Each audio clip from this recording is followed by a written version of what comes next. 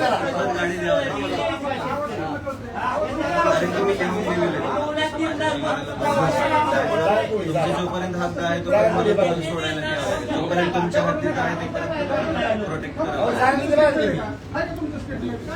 Hello आहे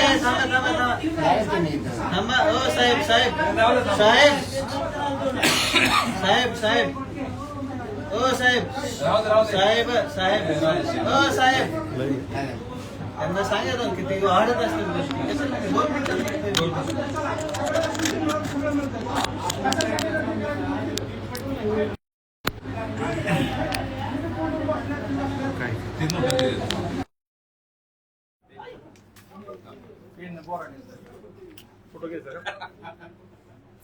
नमस्ते साहेब. तुम्ही ओळखलाच नाही त्यांना. प्रोटोकॉल असते ना. बाहेर घेऊयात ना ते.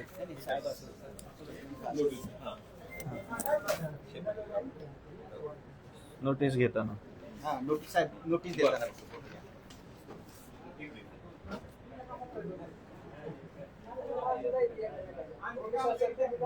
तर साहेब माझं एक मत आहे, तुम्ही आम्हा सर्वसामान्यांसाठी आहात.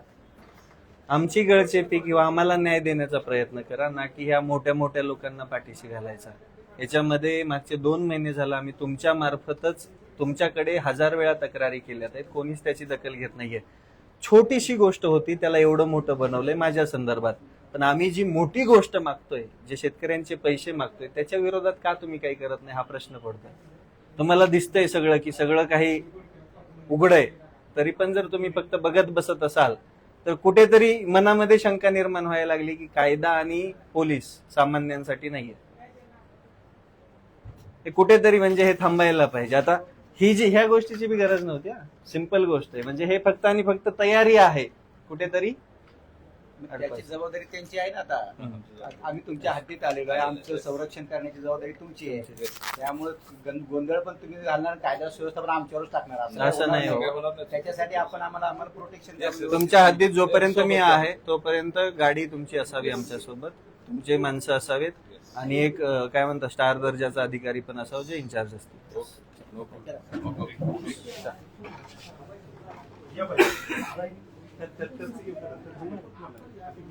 घेऊ काळजी घ्या. पाणी घेतलं, पाणी लय पाजलं लोकांनी.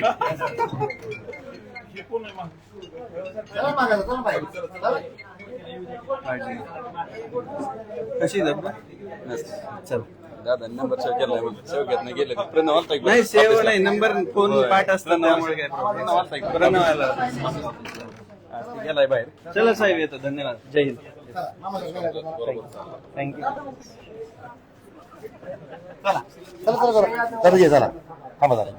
हळूहळू सगळे चला.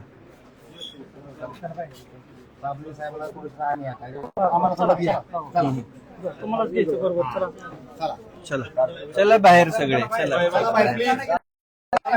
सेल्फी घ्या परत बाहेर. हळूहळू हळूहळू फोटो घेऊ. ते माणसं थांबलेत इथे, परत घेऊ फोटो. लय गोरा दिसतोय. चला आपण जे इथं बसलो काय कारखान्यालाच जाऊया. तुम्ही हा ते सांग. हा मी कायद्यानुसार रितसर माझा जबाब नोंदवण्यासाठी आलो होतो. तो जबाब नोंदवण्यासाठी पण मला संघर्ष करावा लागला. माझ्यासोबत आलेल्या त्या प्रत्येकाला उन्हामध्ये बसावं लागलं. पण पोलिसांनी शेवटी 20-25 नाही अर्ध्या तासानंतर जबाब नोंदवून घेतला. जबाब नोंदवताना त्यांनी अजून एक खुट्टी ठोकायचा प्रयत्न केला. ते म्हणजे तुम्ही तिथं आंदोलनस्थळी गेलात आणि कायदा आणि सुव्यवस्था जर ही झाली तर तुमच्यावरती कडक कारवाई करण्यात येईल. म्हणजे विचार करा तुम्ही हे कोणत्या लेवलवरती चाललेत आहेत. यांचं फक्त एकच काम आहे, यांना फक्त एकच गोष्ट करायची, काहीही करून यांचा आवाज दाबायचा. पण यांना माहित नाही की आम्ही बी कायद्याचे अभ्यासक आहोत, आम्ही पण कायदा मानतो, आम्ही पण यांच्या संरक्षणामध्येच तिथे जाणार. त्यामुळे तो कायदा आणि सुव्यवस्थेचा प्रश्न निर्माण होणारच नाही. आम्हाला फक्त न्याय हवाय. आम्ही शांततेमध्ये इथं पण होतो, आम्ही कोणती घोषणा पण दिली नाही इथं. विचार करा तुम्ही. म्हणजे आमचं कायमस्वरूपी यांना सहकार्यच आहे आणि आम्ही करत राहणार आणि कायद्यानेच आम्ही जिंकणार. आम्ही असहकारामधून, आम्ही आमच्या या ताकदीमधून आमचा न्याय घेण्याचा प्रयत्न 100% आता करणार. का इंदापूर कारखान्यावर जाणार तुम्ही? आम्ही आता कर्मयोगी कारखान्यावर त्या आंदोलनस्थळी भेट देणार. चल ओके.